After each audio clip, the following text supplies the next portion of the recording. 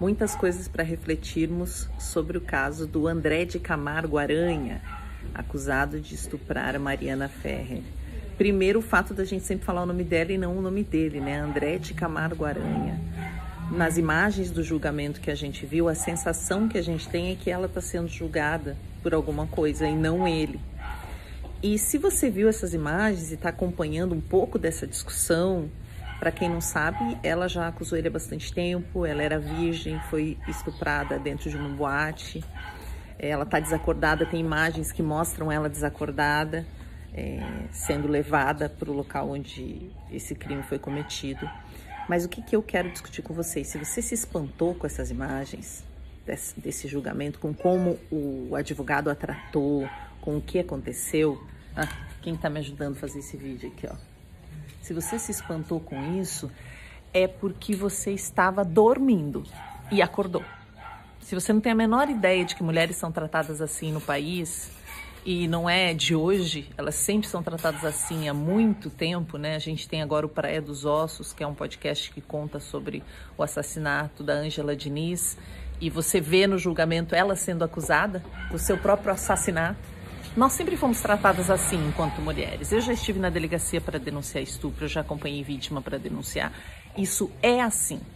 Então a sua indignação não pode ser com ter visto isso, e principalmente precisamos ter um cuidado de não individualizar naquelas pessoas que estavam envolvidas ali.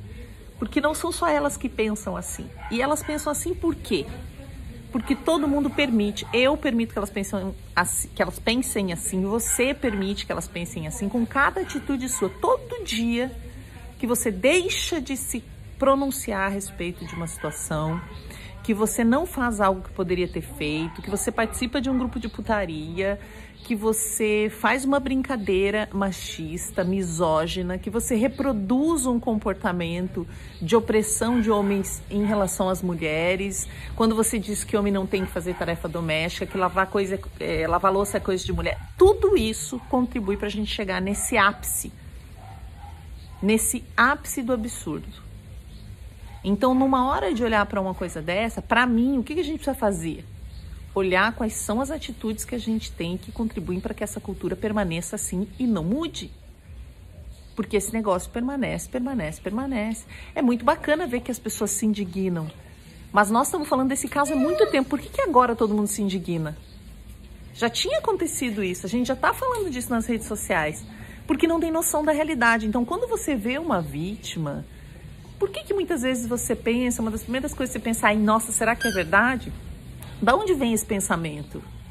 Será que não é da cultura do estupro que está te assoprando ali? Olha, talvez seja uma mentira, ela quer estragar a vida do sujeito. É sempre isso, é sempre uma mulher querendo estragar a vida do sujeito, como se a vida dela, depois que ela fala que foi estuprada, virasse uma maravilha. Né? A gente sabe, a gente chama aí da delegacia de segundo estupro, pela forma com que a mulher é tratada quando chega lá. É muito importante que a gente fale disso cada vez mais. A gente está vendo muitas mulheres terem a coragem de falar disso publicamente, contarem seu próprio caso. Eu li vários depoimentos de mulheres que passaram pela mesma coisa e já sei disso, mas aproveitem para perceber que isso é comum. 4 em cada 10 mulheres brasileiras estupradas, é mais do que qualquer doença. E não tem uma política pública para isso, é sempre uma coisa como se fosse uma coisa daquele momento, uma coisa pequena, uma coisa entre as pessoas envolvidas, é uma coisa que envolve todos nós, a sociedade inteira. A gente não pode se eximir dessa responsabilidade. Você que está me ouvindo tem responsabilidade, eu tenho responsabilidade. Não é possível algo assim acontecer sem que haja conivência de muita gente, vocês conseguem perceber? Porque se tem uma coisa que é uma característica do crime de estupro, é que ele é com a intenção de estuprar. Porque não tem uma arma na cabeça da pessoa dizendo, estupra ela aí, estupra agora. Não acontece. Você também não pode dar a desculpa de que foi pra, sei lá, alimentar a sua família. Ai, roubei porque eu tava sem dinheiro. Não tem. Você estupra porque você quer. Porque você quer humilhar aquela pessoa. Porque você quer se mostrar superior. Porque você quer impor a sua vontade em cima de outra pessoa. É por isso que alguém estupra.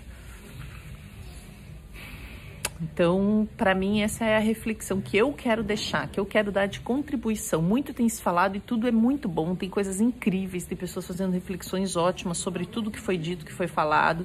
Mas se você se espantou com isso, você está atrasada, você está atrasado. tem uma mulher perto de você sofrendo e você não sabe como acolher ela. Se você não conhece nenhuma mulher que foi estuprada, é porque você não perguntou, porque elas não confiam em você o suficiente para te contar.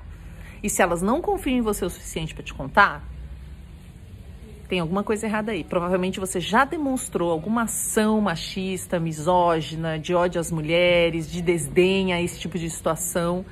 E aí a única coisa que você vai fazer é ficar cego, se surpreendendo com o mundo quando ele bate na tua cara. Então, vamos criar espaços acolhedores. Você precisa demonstrar que não é essa pessoa. Você precisa me contar. Você precisa se posicionar. Claro que tem um monte de homem que vai se posicionar e fazer merda, mas quanto mais homens se posicionarem, melhor fica pra todo mundo. Você precisa me contar, me mostrar com atitudes que você não é violento com as mulheres. Se tantos homens são violentos e nada acontece com eles. Então, pensar sobre isso, nossa responsabilidade coletiva para que isso aconteça. Isso não aconteceu por acaso. E não aconteceu só agora. Esse caso teve repercussão. Vários casos eu acompanho, diariamente, em que nada acontece. A mulher é responsabilizada e muitas vezes ela que tem que mudar de lugar, de país, de cidade. É um horror. É um horror. Né, Sete? Então fiquem com esse recado aí. Não é por acaso que isso aconteceu e a gente permitiu que acontecesse, senão não tinha acontecido. E se a gente quiser mudar, a gente muda.